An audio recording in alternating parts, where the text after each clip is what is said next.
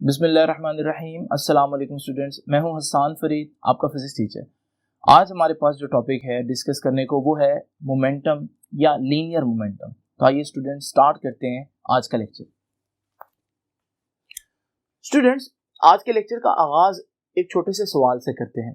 Just imagine करें कि अगर ये बॉक्स एक जगह पर मौजूद है और इस बॉक्स से एक कार और एक मोटरसाइकिल आकर हिट करे, तो मैं आपसे पूछता हूं कि किसका इंपैक्ट ज्यादा होगा, कौन उस बॉक्स को ज्यादा मूव कर पाएगा, किसके पास क्वांटिटी ऑफ मोशन ज्यादा होगी। तो आप में से ज्यादातर बच्चों का ख्याल होगा कि कार के पास, because you are considering the mess.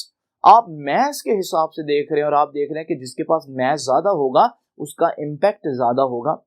लेकिन जस्ट इमेजिन करें, मैं इसी क्वेश्चन को थोड़ा सा रीफ्रेज करता हूं, चेंज करता हूं।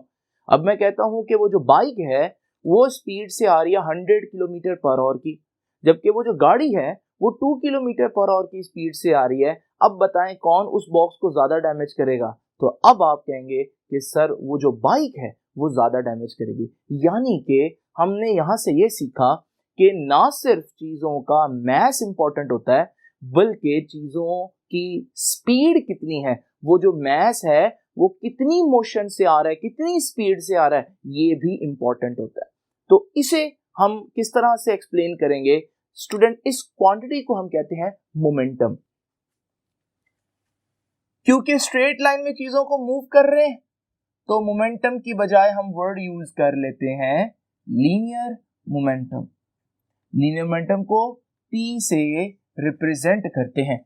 लीनियर मोमेंटम हम क्या कहेंगे, किस चीज के पास मोमेंटम है स्टूडेंट्स? जब भी कोई चीज, कोई मैस मूव कर रहा हो कम स्पीड से या ज्यादा स्पीड से, जैसी मर्जी स्पीड हो, जब भी कोई मैस मूव कर रहा हो तो हम कहेंगे इस मैस के पास लीनियर मोमेंटम है। अगर वो स्ट्रेट लाइन में मूव कर रहा है तो हम यहां से एक आसान लफ्ज कह सकते हैं लीनियर मोमेंटम के लिए कि व्हाट इज लीनियर मोमेंटम या what is momentum? A mass in motion। अगर मैं आपसे पूछूं कि इस वक्त बताइए मेरे पास मोमेंटम है या नहीं, तो आप कहेंगे sir you have mass but you are not moving. तो क्योंकि आपके पास स्पीड नहीं है तो आपके पास मोमेंटम भी नहीं होगा। जब किसी चीज के पास मोमेंटम हो तो वो दूसरी चीजों को जाकर हिट करेगी, क्योंकि उसके पास मैस भी है और उसके पास स्पीड भी है, मोशन भी है, तो फिर हमारे पास वो कुछ ना कुछ इंपैक्ट क्रिएट करेगी। नाउ स्टूडेंट्स, ये तो हो गया वैसे उसके बारे में एक बात। एक और नाम आपने याद रखना है लीनियर मोमेंटम का, और वो नाम है quantity of motion.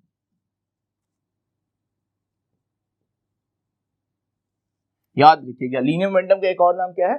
Quantity of motion. अब आते हैं जरा हम मोमेंटम की डेफिनेशन। जैसे कि मैंने आप लोगों को भी बताया कि जब किसी चीज का मोमेंटम देखना हो कि उसका मोमेंटम कितना है, कितना इंपैक्ट करेगा वो हिट करने के बाद, तो आप कैसे देखेंगे? क्या सिर्फ मास को देखेंगे? आपने कहा नहीं सर, मास के साथ साथ हमें स्पीड भी देखनी पड़ेगी। यही मोमेंटम की डेफिनेशन है। What is linear momentum? Definition लिख रहा हूं। Linear momentum is defined as the product of mass and linear velocity। mass और linear velocity का जो प्रोडक्ट है उसे हम linear momentum कहते हैं। स्टूडेंट्स, यहां से हम फॉर्मूला निकालेंगे P is equals to mv। ये P क्या है? ये लीनियर मोमेंटम है, और ये V क्या है? ये लीनियर वेलोसिटी है। नाउ स्टूडेंट्स, याद रखिएगा, क्योंकि वेलोसिटी एक वेक्टर क्वांटिटी है तो मोमेंटम भी एक वेक्टर क्वांटिटी होगी। तो याद रखिएगा नेक्स्ट चीज कि linear momentum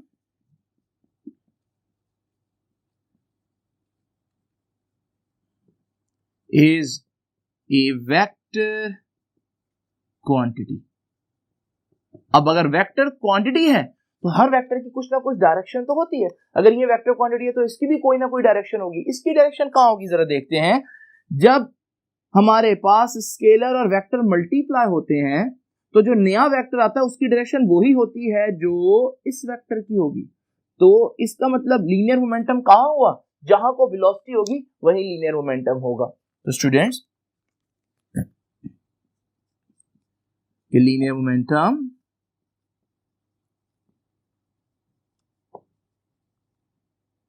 is always in the direction of linear velocity। तो स्टूडेंट्स, ये हमारे पास लीनियर मोमेंटम की डायरेक्शन हो गई। आइए कुछ एग्जांपल से देखते हैं। जस्ट इमेजिन करें स्टूडेंट्स कि ये हमारे पास एक गाड़ी आगे को जा रही है, इसकी डायरेक्शन ऑफ मोशन आगे को है। हमें मालूम है चैप्टर नंबर 3 के स्टार्ट में हमने पढ़ा कि जहां डायरेक्शन ऑफ मोशन वही डायरेक्शन ऑफ वेलोसिटी, तो इसकी वेलोसिटी भी आगे को होगी। अब जहां डायरेक्शन ऑफ वेलोसिटी, अभी हम लोगों ने पढ़ा कि वहीं मोमेंटम भी होगा, तो यहां इसी डायरेक्शन में हमारे पास मोमेंटम का भी वेक्टर बनेगा।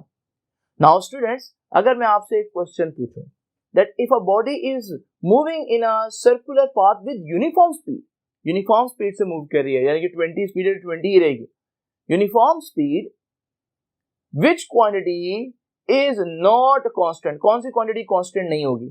नाउ ऑप्शन ए देखिए जी, काइनेटिक एनर्जी, ऑप्शन बी देखिए मोमेंटम, और ऑप्शन सी है बोथ, और ऑप्शन डी है नन।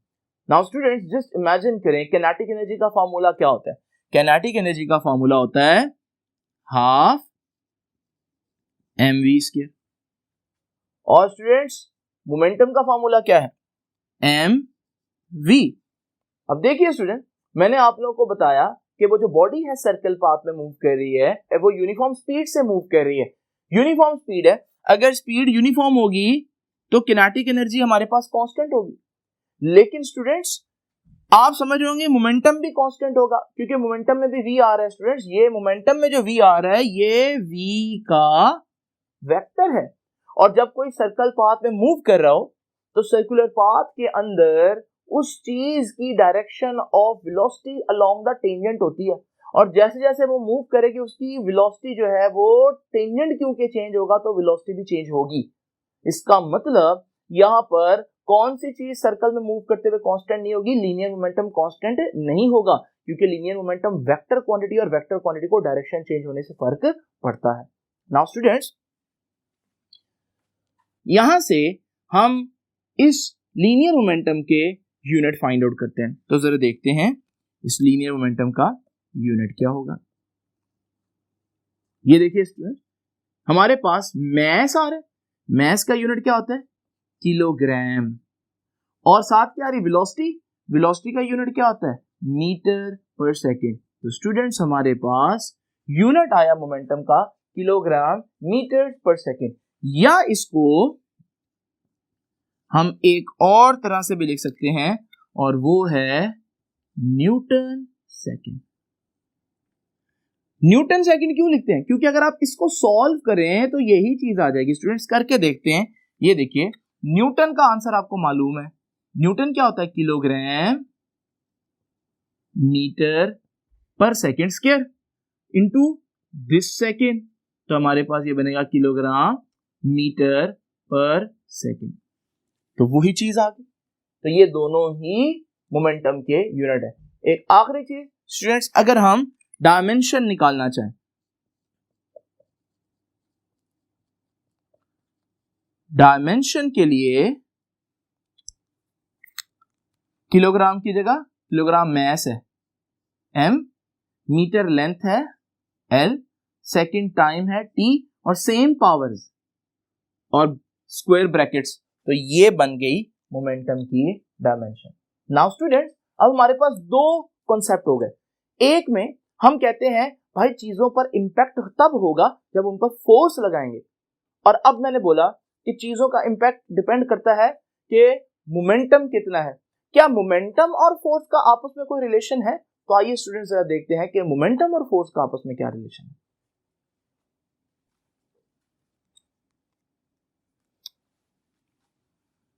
स्टूडेंट्स, अब मैं डिस्कस करने लगा हूं मोमेंटम एंड फोर्स। अच्छा स्टूडेंट्स, इसी आर्टिकल को हम एक और नाम भी दे सकते हैं। देखिए फोर्स न्यूटन की किस लॉ से आती थी? न्यूटन के सेकंड लॉ से। इस वजह से समटाइम्स मैं इसको कहूंगा कि मोमेंटम एंड फोर्स की बजाय momentum and Newton second law. जब मैं न्यूटन सेकंड लॉ की बात करूंगा तो बेसिकली मतलब मेरा फोर्स ही होगा, क्योंकि न्यूटन का सेकंड लॉ क्या है? F is equal to M A, और F is equal to M A जो है वो फोर्स है। अब जरा देखते हैं स्टूडेंट्स, हमारे पास सबसे पहले मोमेंटम और न्यूटन के सेकंड लॉ को रिलेट करने के लिए मुझे एक इंपॉर्टेंट एग्जांपल आप लोगों के साथ डिस्कस करनी है, और वो एग्जांपल ये है कि जस्ट इमेजिन करें कि मेरे पास एक बॉल है जिसका मास m है और वो स्पीड vi से मूव करे, और मैं इस पर एक फोर्स लगा देता हूं। क्योंकि हमें मालूम है बॉडी पर जब भी फोर्स लगती है तो वो फोर्स क्या प्रोड्यूस करती है? न्यूटन का सेकंड लॉ कहता है F is equal to M A, force produces acceleration. Acceleration मतलब वेलोसिटी चेंज कर देगी। तो ये फोर्स जो है, पहले ये वेलोसिटी vi से मूव कर रहा था, तो ये फोर्स उसकी वेलोसिटी vi से बढ़ाकर vf कर देगी, और ये फोर्स टाइम t तक लगती रही।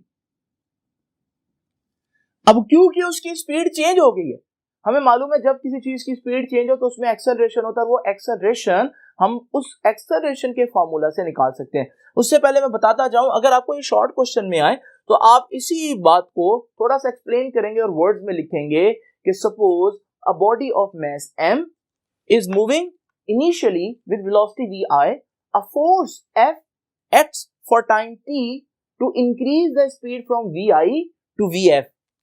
तो हम वही सारी चीज जो हम लोगों ने डिस्कस की है उन्हीं को अल्फाजों में बयान कर देंगे। नाउ स्टूडेंट्स जरा देखते हैं एक्सेलरेशन का फॉर्मूला क्या है। इस चैप्टर में हमने पढ़ा acceleration rate of change of velocity होती तो vf minus vi over t। ये है एक्सेलरेशन का फॉर्मूला, इसे मैं इक्वेशन नंबर 1 कह देता हूं। नाउ स्टूडेंट्स हमें यह भी मालूम है कि एक्सेलरेशन न्यूटन के अकॉर्डिंगली क्या है? F is equal to M A, तो A किसके बराबर होगा वो भी देख लेते हैं। तो according to Newton second law, Newton का सेकंड लॉ कहता है A is equal to F, और ये M इधर मल्टीप्लाई हो रहा है तो जाकर डिवाइड हो जाएगा। A is equal to F over M। This is equation number 2। Student equation number 2 और इक्वेशन नंबर 1 में आपको खास बात पता चली, दोनों की लेफ्ट हैंड साइड एक जैसी है। इसकी लेफ्ट हैंड साइड भी एक्सेलरेशन है, इसकी लेफ्ट हैंड साइड भी एक्सेलरेशन है। अगर दो इक्वेशंस की एक साइड बराबर हो तो उनकी दूसरी साइड भी बराबर होती है। तो हम कह सकते हैं कि by comparing equation 1 and equation 2, equation 1 और इक्वेशन 2 को कंपेयर करते हैं, हमें मालूम है कि एक्सेलरेशन एक्सेलरेशन के बराबर है, तो फिर राइट हैंड साइड, इसकी राइट हैंड साइड क्या बन रही है? F over M। उसकी राइट हैंड साइड क्या बन रही है? VF minus VI over T। Now students ये M उधर जाकर मल्टीप्लाई कर देते हैं, ये M उधर VF माइनस VI से मल्टीप्लाई होगा, सारी चीज वही, बस M उधर ले गए। नाउ स्टूडेंट्स ये ब्रैकेट खोलूंगा तो M पहली चीज से मल्टीप्लाई होगा, दूसरी से भी। तो जरा देखते हैं, M जब VF से मल्टीप्लाई होगा तो ये MVF, और M जब VI से मल्टीप्लाई होगा ये MVI divided by T। Students MV क्या होता है? आज का हमारा आर्टिकल था कि MV तो मोमेंटम होता है, लेकिन ये MVF है, यानी कि ये फाइनल मोमेंटम है। बिल्कुल इसी तरह से इसके साथ P लिखूंगा मोमेंटम, लेकिन छोटा सा F भी लिखूंगा। ये MV भी तो मोमेंटम है, लेकिन इनिशियल मोमेंटम है divided by time. Now students PF minus PI change in momentum आ गया, तो ये हमारे पास फोर्स बराबर आ गई del P over del T के। तो स्टूडेंट्स आपने देखा कि इस इक्वेशन के लेफ्ट साइड पर फोर्स है और राइट साइड पर मोमेंटम है, यानी कि ये फोर्स और मोमेंटम का रिलेशनशिप बता रही है। इसका मतलब रिलेशनशिप आया क्या है, जरा देखते हैं कि जब भी आप किसी बॉडी पर फोर्स लगाएंगे, ये जो अप्लाइड फोर्स है, अप्लाइड फोर्स क्या करेगी, ये देखिए गौर से, ऊपर चेंज इन मोमेंटम आ रहा है, नीचे टाइम आ रहा है। जब किसी भी चीज को आप टाइम के लिहाज से देखें, किसी भी चेंज को आप टाइम के लिहाज से देखें, तो वो बन जाता है रेट ऑफ चेंज। ये चेंज इन मोमेंटम अगर खाली डेल्टा पी होता, लेकिन delta P over delta T क्या है, रेट ऑफ चेंज। तो स्टूडेंट्स हम कहेंगे कि applied force is equal to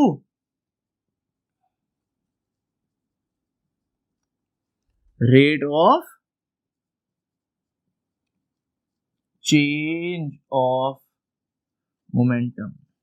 तो applied force rate of change of momentum के बराबर होगी। स्टूडेंट्स, मैं अक्सर बच्चों से एक क्वेश्चन करता होता हूं,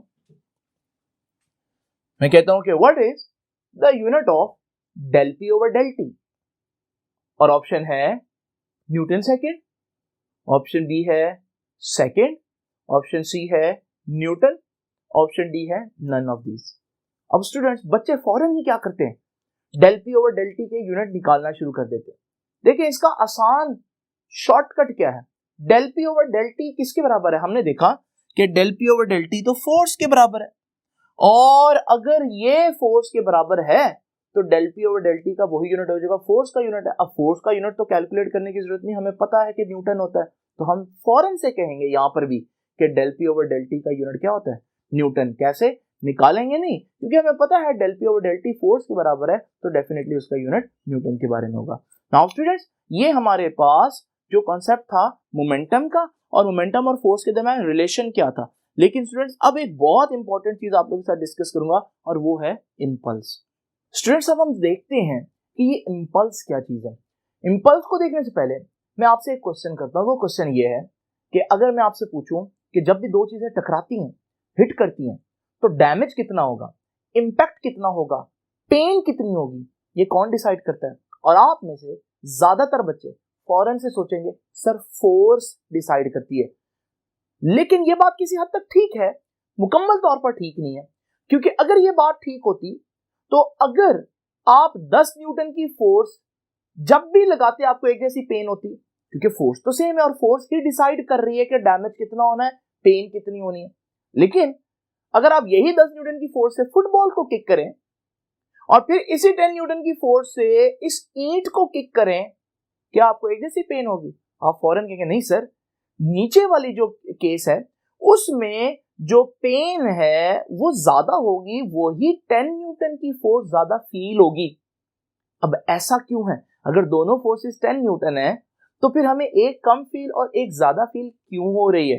इस कॉन्सेप्ट का ताल्लुक है इंपल्स के साथ, वो मैं समझाता हूं। लेकिन सबसे पहले हम जरा डिस्कस करते हैं कि फोर्सेस की दो टाइप्स होती हैं। एक को बोलते हैं नॉन इंपल्सिव फोर्स और एक को बोलते हैं इंपल्सिव फोर्स। क्योंकि हमारा टॉपिक ही इंपल्स के बारे में, तो हमारे लिए इंपॉर्टेंट तो इंपल्सिव फोर्स ही होंगी। लेकिन मैं नॉन इंपल्सिव फोर्स भी पहले बता दूं। देखिए नॉन इंपल्सिव फोर्स क्या है? आप ग्राउंड पर खड़े, आपका एक वेट है, वो वेट कॉन्स्टेंटली आपको नीचे खींच रहा है। कब से? अजल से, हमेशा से, जब से आप मौजूद हैं। इसका मतलब ये फोर्स जो वेट की फोर्स है, ये कितने अरसे से लग रही है, कितने ड्यूरेशन में लग रही है? तो आप कहेंगे सर ये तो बहुत लंबी ड्यूरेशन, कई सालों से लग रही है। इसे बोलते हैं नॉन इंपल्सिव फोर्स। ऐसी फोर्स ज्यादा अरसे तक के लिए लगती है और ये नियरली कांस्टेंट होती है या कांस्टेंट होती है। लेकिन जस्ट इमेजिन करें स्टूडेंट, मैं इस फुटबॉल को किक करूं। जब मैं इस फुटबॉल को किक करूंगा तो क्या ये बहुत लंबे अरसे के लिए फोर्स लगेगी? नहीं, बड़ी थोड़ी देर के लिए, शॉर्ट इंटरवल के लिए, और बड़ी ज्यादा फोर्स लगेगी। इसे बोलते हैं कि ये एक इंपल्सिव फोर्स है। तो what is impulsive force? It is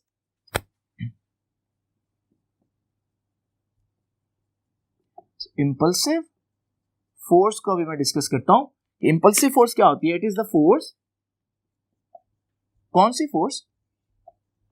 which acts for very short duration, बहुत थोड़ी देर के लिए लगती है, very short duration, and has very high magnitude. थोड़ी देर के लिए लगती है लेकिन इसका मैग्नीट्यूड बहुत ज्यादा होता है। तो मैंने आपको एक एग्जांपल दी, एक और एग्जांपल देख ले।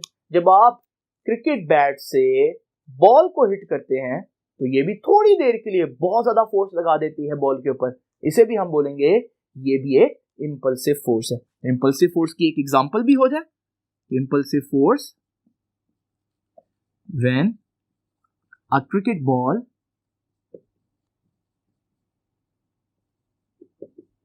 हिट्स द बैट, तो वो जो फोर्स लगेगी वो एक इंपल्सिव फोर्स होगी, क्योंकि बहुत ज्यादा फोर्स बहुत थोड़े टाइम में लग रही है। ये दो बातें, ये इंपल्सिव फोर्स कहलाती है। नाउ स्टूडेंट्स, जो अगली इंपॉर्टेंट बात है वो भी बहुत ज्यादा इंपॉर्टेंट है और उसको ध्यान से सुनना है। इंपल्सिव फोर्स कांस्टेंट नहीं होती, याद रखिएगा। Impulsive force is not constant. ये इसके कुछ एट्रीब्यूट्स हैं, कुछ प्रॉपर्टीज हैं इंपल्सिव फोर्स की। कांस्टेंट क्यों नहीं होती, और अगर कांस्टेंट नहीं होती, ये चेंज कैसे होती है, जरा देखते हैं। स्टूडेंट जरा देखिए, मैं इस फुटबॉल को किक करूंगा और मैं आपको इसको स्लो मोशन में दिखाता हूं। जरा देखिए, ये फुटबॉल को मैं किक कर रहा हूं तो फुटबॉल आहिस्ता आहिस्ता मेरा जो पैर है, जो पांव है, वो इस फुटबॉल पर ज्यादा फोर्स लगा रहा है, और फिर फोर्स एक मैक्सिमम वैल्यू पर पहुंची और उसके बाद अब फुटबॉल जो है मुझसे अलग होना शुरू होगी, सेपरेट होना शुरू होगी, तो फोर्स जो मेरा पांव फुटबॉल पर लगा रहा है वो आहिस्ता आहिस्ता कम होना शुरू हो जाएगी। अब दोबारा से इसको फिर से स्लो मोशन में देखते हैं, और अब इसको स्लो मोशन देखने के साथ साथ इसका ग्राफ भी बनाते हैं। तो स्टूडेंट जरा देखें, शुरू में फोर्स लगी और फोर्स बहुत कम, और आहिस्ता आहिस्ता फोर्स बढ़ रही है क्योंकि कांटेक्ट ज्यादा हो रहा है, और फोर्स मैक्सिमम हुई। उसके बाद बॉल जो है वो दूर जाना शुरू हुई, तो बॉल और फुट के दरमियान कांटेक्ट कम हो रहा है, अब फोर्स कम हो रही है, और फोर्स कम होते होते इस तरह से जीरो हो गई। तो ये हमारे पास जो ग्राफ आया, इसको जरा देखें, ये एक इंपल्सिव फोर्स का ग्राफ है। आप देख रहे हैं, इंपल्सिव फोर्स हरगिज कांस्टेंट नहीं है, डिफरेंट टाइम में डिफरेंट फोर्स लग रही है। नाउ स्टूडेंट्स, इंपल्स को कैसे डिफाइन करना है, ये तो हो गई ना impulsive force. What is impulse? याद रखिएगा, इंपल्स, क्योंकि मैंने बताया कि जब भी आपने फोर्स को खाली नहीं देखना, बल्कि ये भी देखना है कि फोर्स कितने टाइम में लग रही है। जैसे कि पहली एग्जांपल जो मैंने दी आपको, फुटबॉल वाली और ईंट वाली, तो ईंट में आपको पेन क्यों ज्यादा हो रही है, हालांकि फोर्स तो उतनी है, क्योंकि ईंट सख्त है, रिजिड है। जैसे ही आपने फोर्स लगाई, थोड़े टाइम में ज्यादा फोर्स लग रही। लेकिन जब आपने फुटबॉल को किक किया, तो फुटबॉल क्योंकि फ्लेक्सिबल है, तो वो ज्यादा टाइम ले रही है, इस वजह से आपकी फोर्स जो है वो उतना डैमेज नहीं कर पाए। तो इसका मतलब इंपल्स को जब हम डिफाइन करेंगे तो याद रखिएगा, इंपल्स